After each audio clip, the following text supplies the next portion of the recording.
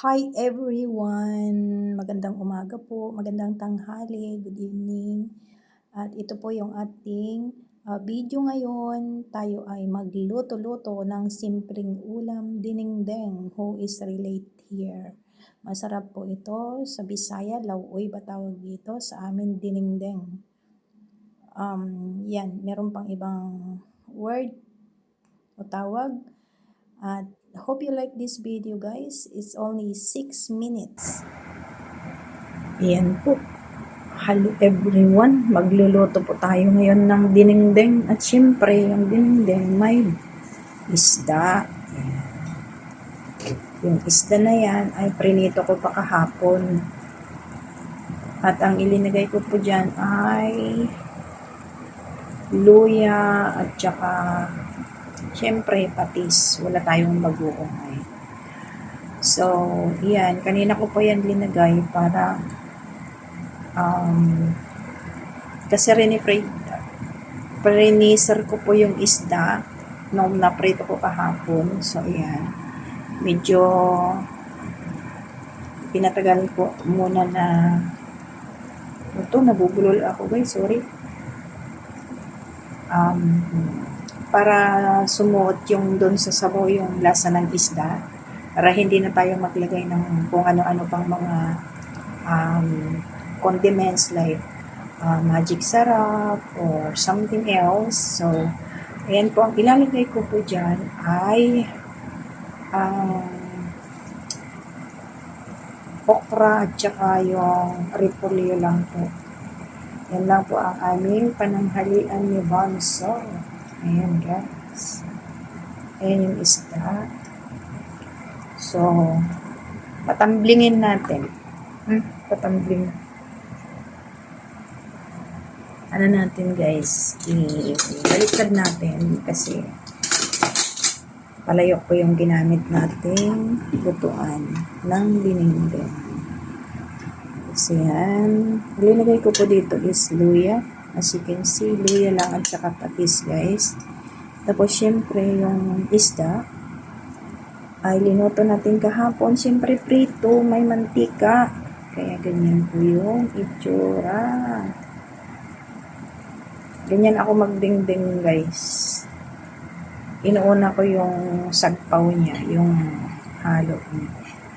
So ilalagay ko na po yung repolyo. Okay, sa repolyo is kanin, chag. Kunti lang po yung repolyo. Yung maliit lang po siya. Ayan.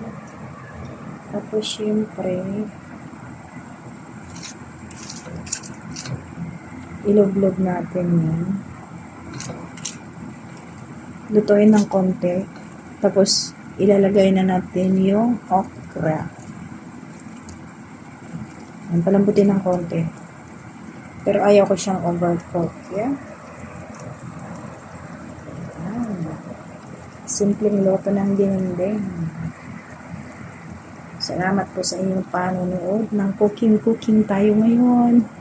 Hindi lagi sa labas. Cooking tayo ngayon. Yan, lutuin natin ng bahagya yung repolyo. Tapos ilalagay natin yung okra. Ayan ang okra. So, ayan guys, pwede na yata ilagay ang okay, pwede na, lumambot na siya. Para hindi siya ma-overcook. Hirap na kung ma-overcook. Ayaw ko ng overcook. Nagulay.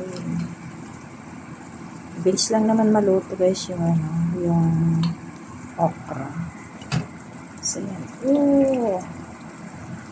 Taog na ang okra.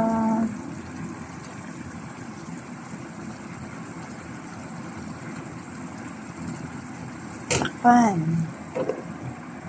So, wait for another minutes. Nay, naloto. May kayong tamangan kayo. Na-overrule. Overcookan. Ay, sus.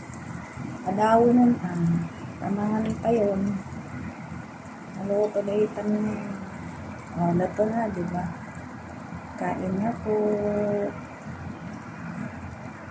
Kain na tayo. Fresh na fresh ang pagka-green ng ating gulay sa dinengdeng. Yan, dyan po natin ilalagay ang ating dinengdeng. 100.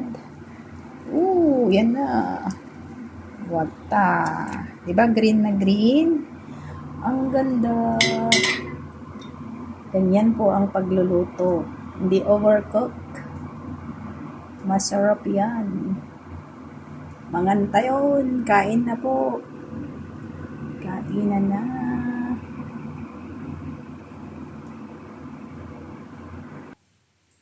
Yan, kain na po tayo. Ayan, yung ulam natin. Yummy. Good cook. Kain na po. No serving. Hinugot, hinakot. Okra. Hindi maselan yung kasama ko. Alaga ko. Yummy.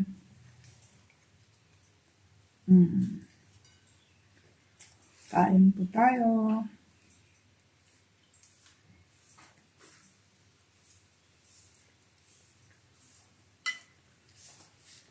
Wala nang sabaw.